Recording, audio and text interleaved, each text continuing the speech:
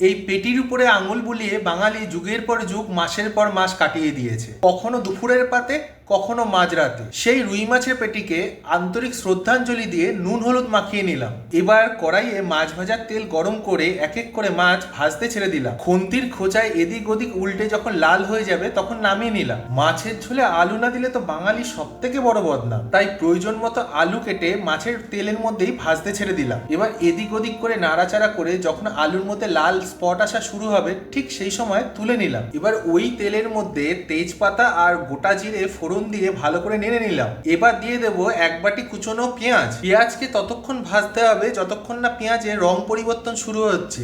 রং পরিবর্তন করা শুরু হলে দিয়ে দেবো হলুদ আর কাশ্মীরি লঙ্কার গুঁড়ো দিয়ে ভালো করে মিলিয়ে নিলাম।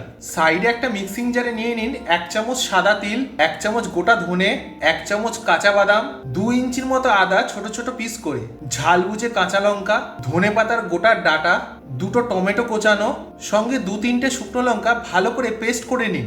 কড়াইয়ের পেঁয়াজের যখন ঠিক এরকম অবস্থা হবে তার মধ্যে ওই বাটা পেস্ট দিয়ে ভালো করে নাড়তে থাকুন। 10 মিনিট হাই ফ্লেমে কষালেই মশলা একদম মরুভূমির মতো অবস্থায় চলে আসবে। ঠিক সেই সময় ঝোলের পরিমাপ অনুযায়ী দিয়ে দিলাম জল।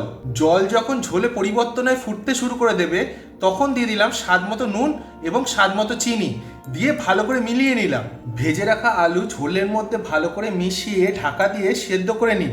আলু যখন ঠিকঠাক সেদ্ধ হয়ে যাবে তখন দিয়ে দিলাম ভেজে রাখা মাছ। মাছ ঝোলের সঙ্গে ঠিকঠাক করে মিশে গেলে 3-4 মিনিট ফুটতে দিন।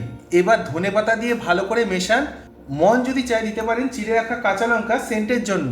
সবকিছু ভালো করে মিশে গেলে এবার নামিয়ে নিন। এই মাছের ঝোলের যেরকম ঐতিহাসিক স্বাদ ঠিক তেমনই হেরিটেজ টেস্ট। এই ঝোল দিয়ে ভাত মেখে যখন মুখে ঢুকবে ঠাকুরদার কাকার বিয়ের মাছের ঝোল মনে করিয়ে ছাড়বে।